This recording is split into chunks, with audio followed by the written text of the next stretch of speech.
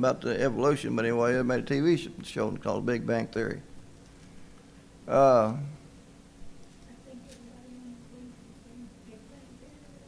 yeah, probably everybody on it believed in Big Bang Theory, but anyway, it's always been easier for me to believe that somebody created all this than to believe it happened because of a great big explosion of some kind by accident. If I can get it cited in here, this is according to my commentary in my Bible. It says,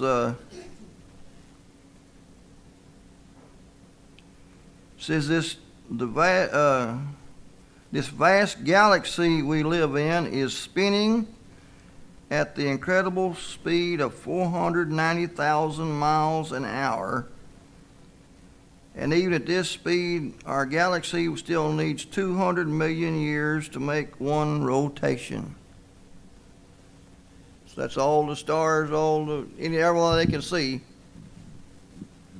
And how they could think that all that could just fall into place, it's just unreal because, I've told this before, I used to shoot explosives, and when something blew up, it didn't make anything pretty, it made a mess,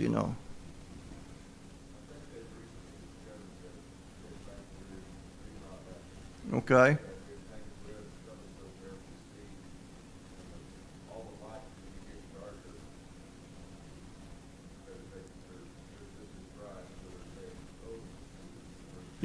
Whoops, maybe we made a mistake.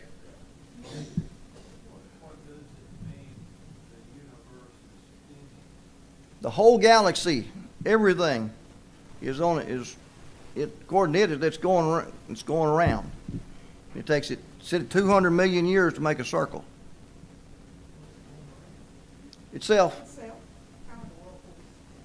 Kind of like the Earth. The Earth goes in a circle. Well, according to this deal right here, everything is going in one big circle.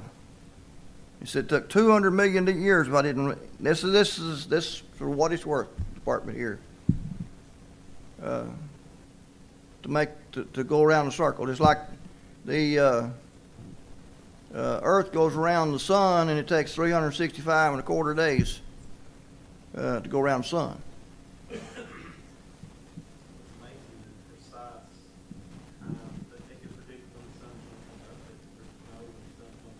Well, just the other day, we had that there eclipse, and I don't think I'm going to make it. But anyway, I'm going to have to get feeling better than I am now. But anyway, they told exactly when the next one was, and they said it was going to be better for Oklahoma than this one was. 2043. Something like that.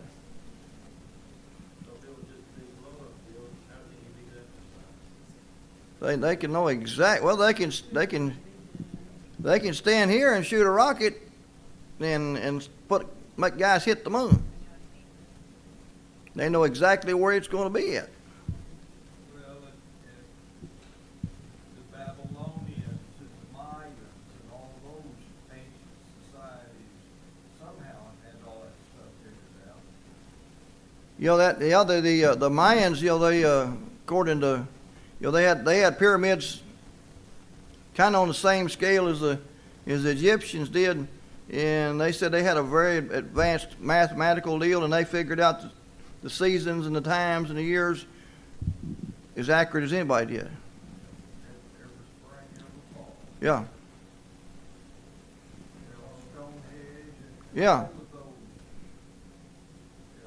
Yeah, I like to watch some of those travel shows, and one of them places, I don't remember which one it is, but anyway, exactly I believe it's the winter solstice.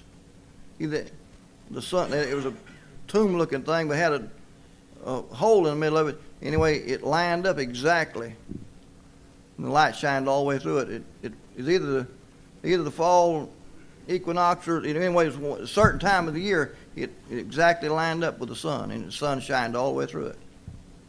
So they've had it figured out. People have figured this stuff out, for years. Yes, sir. Noah could, in a big bang, Noah Yeah, he wouldn't have made that. He wouldn't have made that ark, would he, if it had been somebody telling him, would he? But anyway, it's all in a perfect rhythm. Always has been.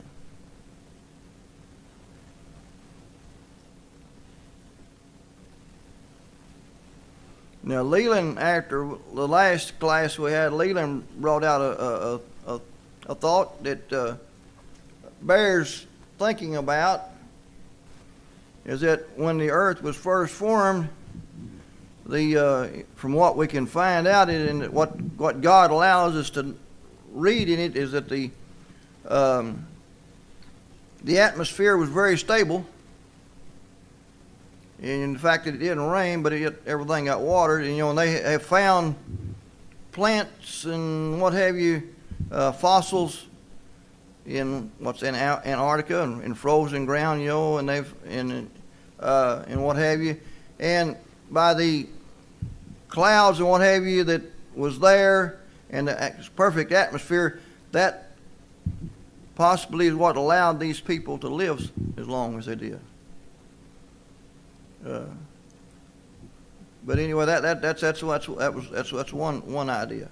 Another idea that's out is, well, God said replenish the earth, so they took lots of time to lots of kids. Of course, then God wiped it all out to 8 people again.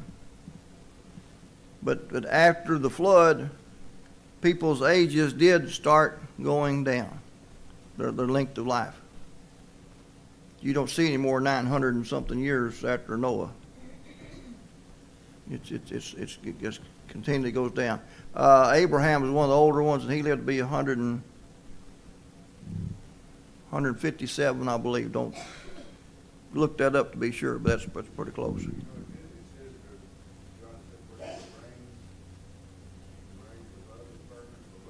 Yeah. Yeah.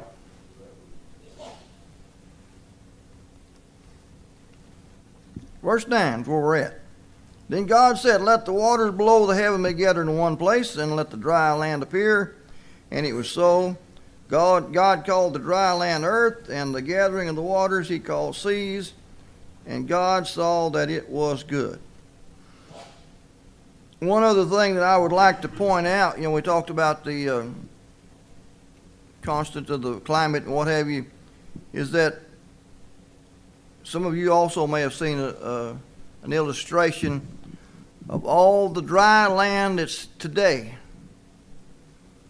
If you was to do it like a jigsaw puzzle, you could make it all fit into one deal. I saw the computer deal on that one time, and they just all fit. All the islands, everything, it all fits together just like a jigsaw puzzle. When did that happen? Leland, I'm asking you. You're always asking tough questions. I'm going to ask you. When did the land separate? Whenever God, after he had pulled it all together, that's your plate tectonic. That's the cause of the earthquakes, the Himalayan mountain, Okay. all of those things. But if you look at the rocks, the type of rocks that are in New England, same exact type of rocks in the country of England. So it theorized, that material separated over the eons. Okay.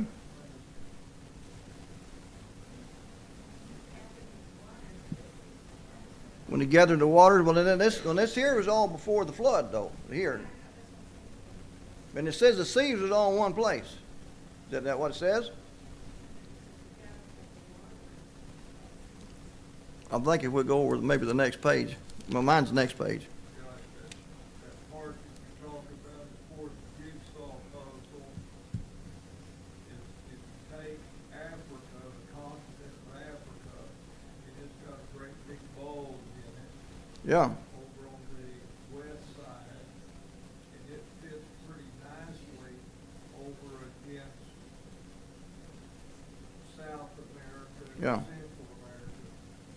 that gap. One thing that, because this is all, that God didn't tell us all this. We're just kind of trying to figure things out. But one thing that leads me to think that maybe Leland's idea here is correct is that the pyramids in Egypt are almost parallel with the pyramids in South America. In Egypt and in Africa, they had camels, and in South America, they had the llamas and their cousins. They had the pyramids. They had got the big cats down in South America that would, and they've got monkeys just like in Africa. So, Things fits pretty good except for Australia. well, them Australians, what? But anyway. But God has always had a plan. That's the main thing we need to take out of all this, is that whether it was, last time we talked about was it 7 days or regular days, or was it the days longer or whatever. Leland was the thought that some of the days was God made the days longer for a certain period. My thinking about it is that it was 7 regular days, and the flood changed the way things made. Whatever the thing to remember is that God did it. It wasn't an accident. It wasn't evolution. We talked about if evolution was a fact, then every once in a while you'd go into an area that had lots of little monkeys, and directly you'd find a baby out there. Isn't that all right? If people came from monkeys, you'd think that every once in a while they'd go out there and they'd, not kind of like Tarzan, they'd go out there and find a little kid out there. Only Tarzan, that monkey just taking care of him. Yeah, if we can't, you'd think, why they still got monkeys?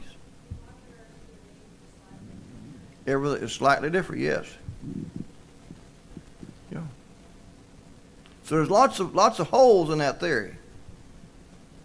Now Darwin did get one thing right, is that animals tend to adapt to their circumstances, the area, and they survived. The ones that could eat the nuts or berries or whatever that was there, they survived, and the ones that couldn't, they didn't.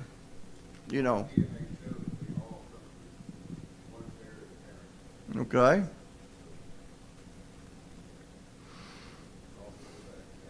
All the way back to Adam and Eve. One of the things that I really appreciate for chapter 1 of Genesis, what they want to talk about in evolution as far as the way things evolve, it follows the exact same account that you get in Genesis. Only Genesis said God did it. Life starting in the ocean. Yeah. Land animals, etc. And people was last. And here we have the account long before they came up with it. Yeah. So basically all they did was follow the pattern that Genesis gave us, and they just said God didn't do it, it just happened on its own. God said, let the earth sprout vegetation, plants yielding seed, fruit trees on the earth, bearing fruit after their kind, with seed in them, and it was so. The earth brought forth vegetation, plants yielding seed after their kind, and trees bearing fruit with seed in them after their kind, and God saw that it was good. And today, unless somebody is, you get one of these horticulturists, this is like Leland is here, and somebody goes to grafting things, and if you go out there and you got an apple tree, you go out there, you expect to find apples on it. If you got an orange tree, you expect to find oranges on it. And you don't. If you go out there and it's a fig tree, you expect to find figs on it. Unless somebody has grafted a different kind of, and it didn't cross. It just a different thing. It had a different host. But now we've got different varieties of this stuff, that tangerines and all this stuff. But still, the basic fruits that were here, they still produce the same thing. If you plant an apple seed, you're planting on an apple tree coming up. Becky's uncle when they lived in California. He's passed away a long time ago. He was guarding an orchard that was designed to get new trees. And the reason they had to guard it was because they let the fruit just fall to the ground. Each tree was labeled and what have you, and everybody knew that was the kind of orchard it was, and they'd sneak out there and try to get the fruit before it. So they had to have a 24-hour guard on it at certain times of the year. But each tree was labeled, the plum trees and what have you, and they would take and plant those seeds. And they expected to get a plum tree or an apple tree or whatever they had out there.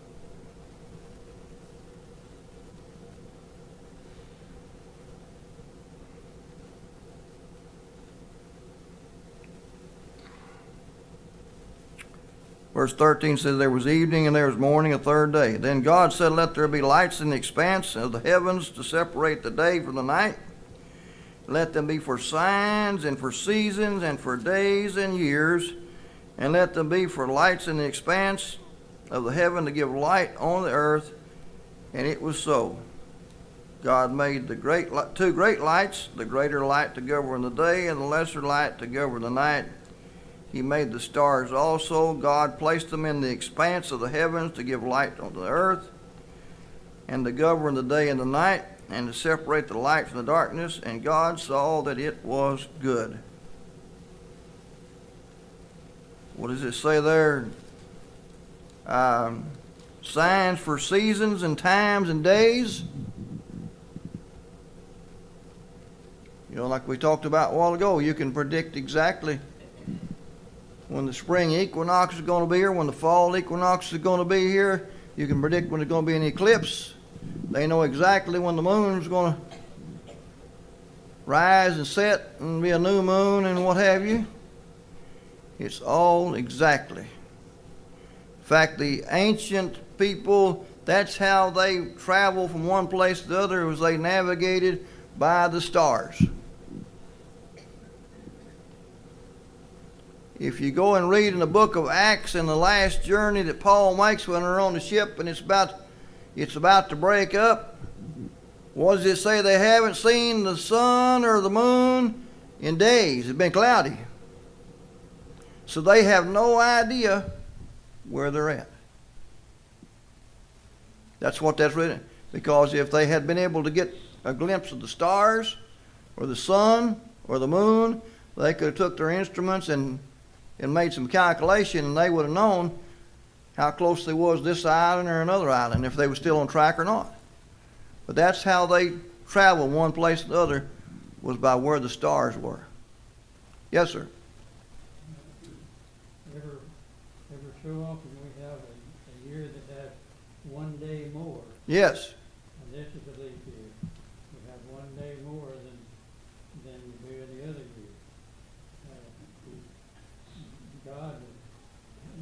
God don't count days like we do.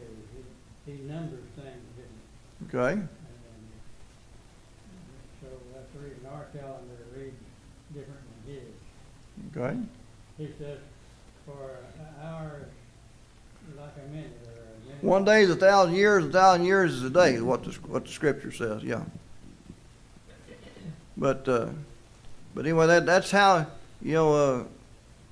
the ancient people or the time people before GPS and maps, they especially when they was out in the ocean, they could navigate from one place to the other, and they knew exactly where they were at as long as they could see the stars or the sun or the moon. They could figure out where they were at and if they were still on course or not. But without it, they couldn't, and that's the reason. It tells Paul so they hadn't seen any stars or the sun in days, so they had no idea where they were at. You can follow the Big Dipper and go north, or the Northern Star, they call it. Yeah, Know which way to go. yeah. You can also look for that there. Go ahead. Southern hemisphere, there's a difference. Yes. I don't remember what it is. But, yeah, it'll be different down there. Yes, it's kind of everything in reverse.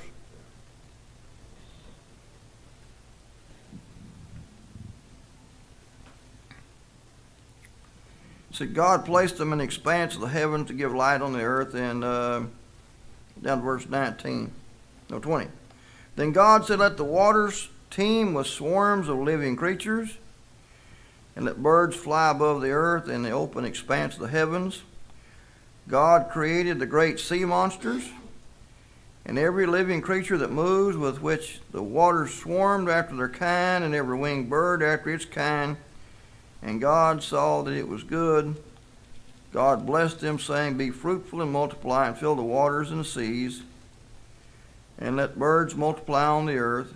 There was evening and there was morning, a fifth day. Now, mine says sea monsters. Does anybody else say something different? What? Great whales, okay. Yours says sea creatures? Okay. Great sea creatures, okay. Yeah, great sea monsters. Okay. Is that what swallowed old Jonah? Did he get swallowed by the whale? It says a big fish. Yeah, it says a big fish.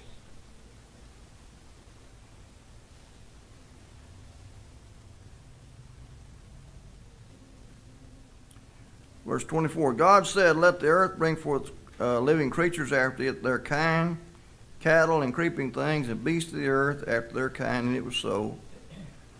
God made the beasts of the earth after their kind, and the cattle after their kind, and everything that creeps on the ground after its kind, and God saw that it was good.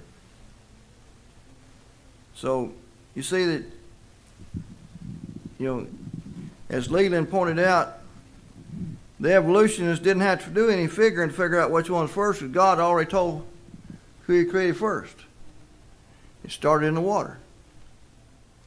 And people were last. People were last. Okay, our time is up. We'll start next week on verse 26. We're going to start talking about people.